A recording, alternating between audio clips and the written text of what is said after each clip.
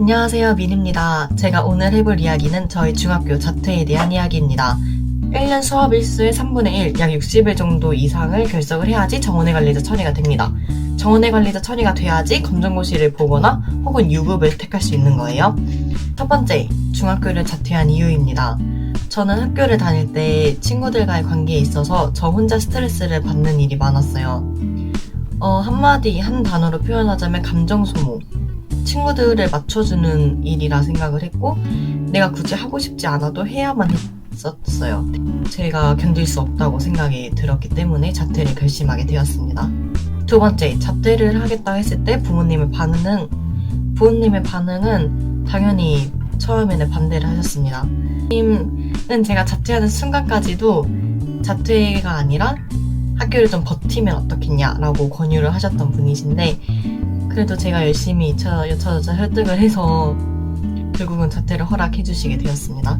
그래도 강압적이진 않았어요. 부모님 반응이 막 자퇴하지 마라 이런 건 아니었고 그래도 너가 한다면 위로는 주겠다 이런 반응이셨습니다. 세 번째, 자퇴한 거에 대해 후회는 하지 않나요? 저는 그렇게 생각해요. 어떤 일을 선택하든지 저는 후회를 했을 거라고 생각합니다. 제가 학교를 다녔다면 학교를 다녔던 거에 대해 후회를 하게 되고 자퇴를 했다면 자퇴를 했던 거에 후회를 하게 될 수도 있겠죠.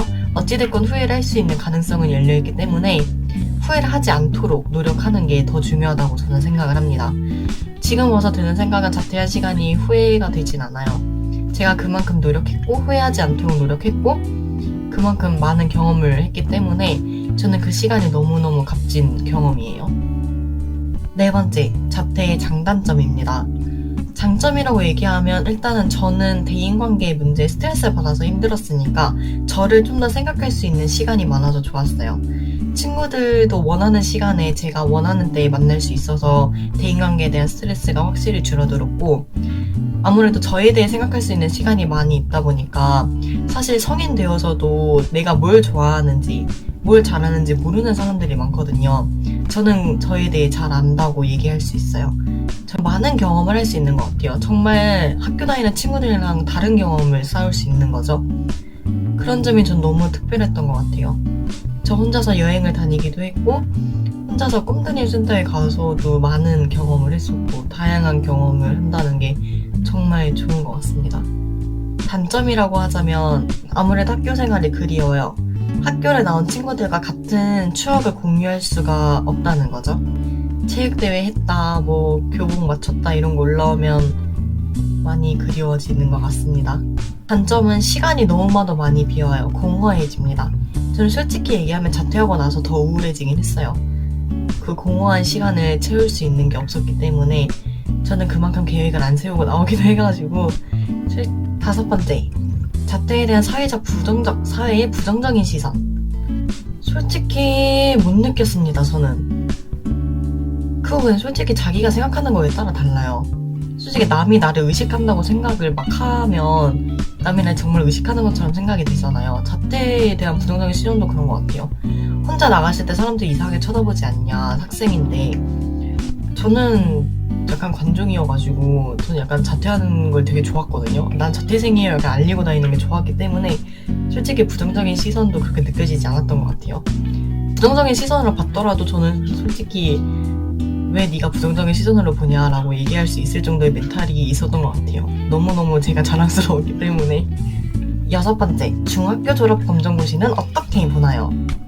중학교 졸업 검정고시는 4월달이랑 8월달에 두 번이 있고요. 각각 검정고시 공고와 신청을 2월달 그리고 6월달에 하게 돼요.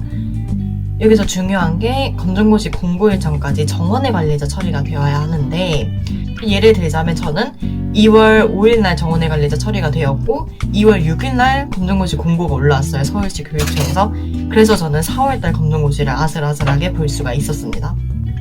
평균 60점이 넘으면 합격이고요. 사실 내가 수학을 좀 못 봤는데 또 한 번 다음에 보고 싶다 이러면 다음번에 한 번 더 수학을 보실 수가 있습니다. 그리고 중학교 졸업 검정고시를 볼 때 6개월 이상이 지나야지 볼 수가 있나요? 하는 게 굉장히 많이 물어보시는데 아니에요. 6개월 안 지나셔도 중학교 졸업 검정고시는 볼 수가 있습니다. 고등학교 검정고시가 6개월 지나야지 볼 수 있는 거예요. 일곱 번째, 자퇴에 대한 조언. 무조건 계획을 완전 성실하게 세워라. 그런데 어떻게 세워야 하나요? 라고 물어보신다면 제가 추천해드리고 싶은 방법은 하고 싶은 걸 다 적는 거예요. 정말 사소한 것까지요. 뭐 비 오는 날 밖에 나가서 비 맞기 이런 거, 뭐 해리포터 영화 정주행하기 이런 걸 하고 싶은 걸 다 써놓으신 다음에 자퇴를 하고 나서 그 하고 싶은 거를 하나씩 지워 나가는 겁니다. 이게 또 언제 좋냐면 내가 우울해질 때 그런 걸 하나씩 하면 좋더라고요. 마지막으로 하고 싶은 말이 있다면 자퇴를 이미 하셨다면, 자퇴에 대한 결정을 내리셨다면 그 선택을 후회하지 않도록 꼭 노력해 주시길 바랍니다.